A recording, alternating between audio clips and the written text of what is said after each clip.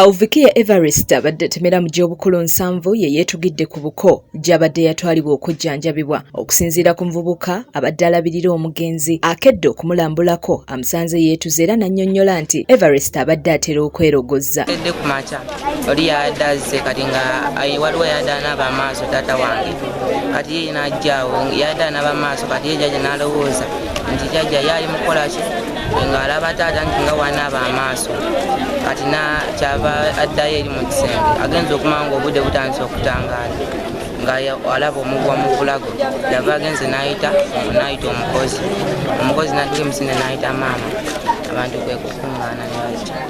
Akulira ebyokwerinda e Katooke Ndawula Wumalu agamba Evarist ennyumba mwe yeetugidde tebadde ya muwala we. Ndawula Wumalu Secretary Defense ekiri otufunye entiisa ng'omutuuze omu gwe tutannamanya bamuleeta mujjanjabiro wano nga yeetugidde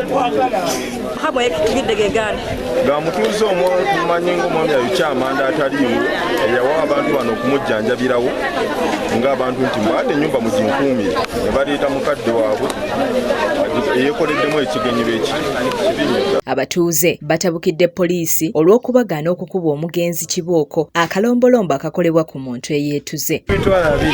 Tukuba Mulambo kuba si kirungi nnyo okwetugira mu bantu n'okwetugira mu nnyumba etaliiyo kive nnyo abazaali poliisi etukoze bubi bantu badde emitwalo 2 omukubira Kibooko oba tumukula paka ku kkubo.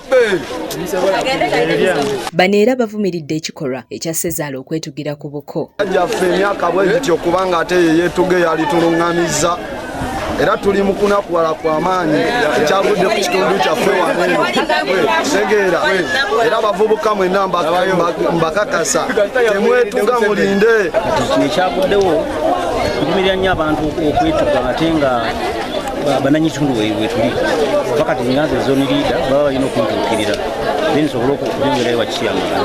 Njo omusajja mukulu ng'ono si abadde ayinza okujja mu nsi naye alina obuntu obutono nga bwagala counseling naye kyebagamba bwanga oyinza omuntu omuleese waka mu reporting ku LC kubanga LC balina bakansalaza oyinza okwogera obunyi abantu abo embeera eno tusaba abantu abakulu tofa na kizibu kiba gye twategeddeko yafiirwa mukazi we ebizibu bibadde bimususseeko niza bibinviiriddeko kola ki okujja mu bulamu bw'ensi eno kitalo nnyo ddala. Wabula wabaddewo okusika omuguwa mu kufulumya omugenzi ennyumba ng'abatuuze baagala babotole ekisenge mwe baba bayisa omulambo ekitakkiriziddwa nannyini maka n'abakulembeze abadde baagala okumuyisa mu mulyango era kitutte akabanga nga poliisi ekyasobeddwa.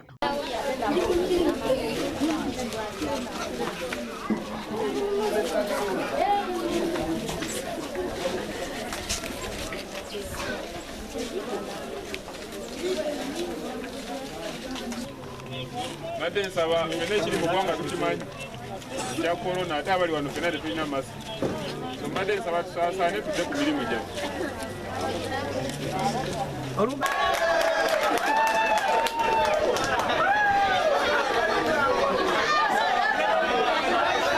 Oluvannyuma poliisi n'abatuuze bakkiriziganyizza omulambo ne guyisibwa emmanju ne gutwalibwa ku ggwanika e Mulago okwongera okwekebejjebwa.